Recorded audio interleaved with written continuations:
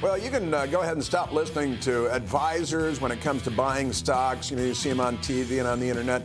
Just follow Nancy Pelosi instead. Come on, she is red hot. She's raking in the cash as her portfolio beat the S&P 500 by almost 200% in 2024. Man, she is hot. She has quite the record of well-timed stock trades. Nobody knows why. Like selling $3 million in Google shares. She had $3 million in Google shares, sold them in December of 2022. Coincidentally, 1 month before the Biden Department of Justice announced an antitrust lawsuit against the big tech giant, billion-dollar tech giant, she made a whole lot of other timely trades with NVIDIA and Visa this past summer. Boy, her timing has been extraordinary just before the government starts investigating them. How did she know? And Pelosi has long advocated for lawmakers to maintain their ability to purchase stocks and saying, listen what she said in 2021.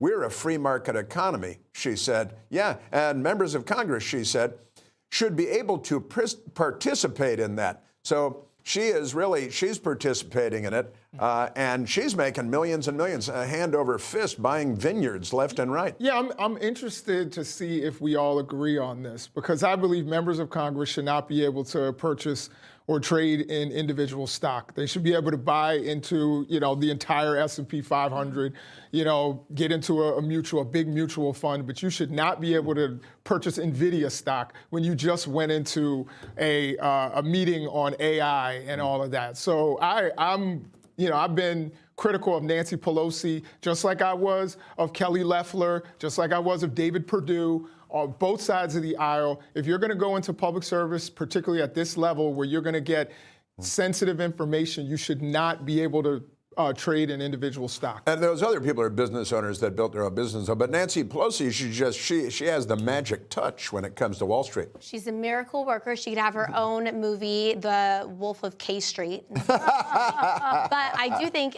Jason does make a point. Like, you have these people you're supposed to go and serve. And traditional, you leave your farm, you go to Congress, you serve for your country, you go back. But these people, they're there for 50 years. They're so old, and then they get so rich. I mean, a great example is Liz Cheney. She went in with a net worth of maybe $10 million. She left with $44 million. It was insane. And these senators and representatives, they're tasked to oversight these investment companies. So they do get the insider information, to Jason's point. Well, that's right. And I think if you're abusing your government classified briefing insider information, it should be like insider trading laws. There should be laws against them abusing their political power to enrich themselves. A lot of the old Democrats, literally old, are being kicked to the side in their committees. Obviously, Joe Biden himself. We understand why Nancy Pelosi is not willing to go gently into the good night, because then I think her stock trades will be far worse when she's not in Congress, and she'll probably give her seat to her daughter, than when she is in Congress. Or she should just make all of her trades And everyone public. should just follow her. Well, that's right. Make all of her trades public. Just do that, and we can all make money. There is a guy online that does that. It's a lot of fun.